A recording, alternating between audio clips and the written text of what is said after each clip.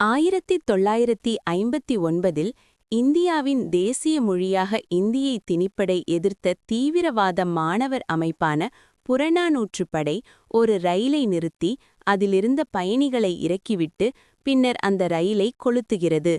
அந்த பயணிகளில் கேஜிபியால் பயிற்சி பெற்ற இந்திய உளவுத்துறை அதிகாரி திருநாடனும் ஒருவர். அந்த அமைப்பை பிடிக்க முயன்ற திரு அதன் தலைவர் செழியனுடன் சண்டையிடுகிறார். ஆனால் அதில் ஒரு விரலை இழக்கிறார்.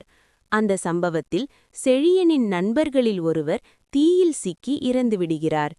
இந்த இழப்பால் மனமுடைந்த செழியன் அந்த அமைப்பின் செயல்பாடுகளை நிறுத்திவிட்டு சிதம்பரத்தில் உள்ள அண்ணாமலை பல்கலைக்கழகத்தில் பொறியியல் மாணவராக படிக்கும் தனது தம்பி சின்னத்துரையின் கல்விச் செலவிற்காக நீராவி ரயில் என்ஜினில் தீக்கணலிடும் பணியாளராக மாறுகிறார். ஆரம்பத்தில் சின்னத்துரை கவலையற்றவராகவும் விளையாட்டுத்தனமாகவும் அரசியலிலிருந்து விலகியும் இருக்கிறார்.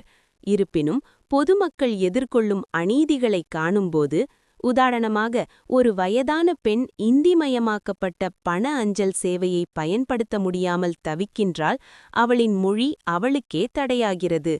அந்த நொடியில் சின்னத்துரை அரசியலை பார்க்கிறான். புத்தகத்தில் இல்லை, மனித கண்ணீரில். அவன் புறநானூற்றுப் படையில் இணைகிறான்.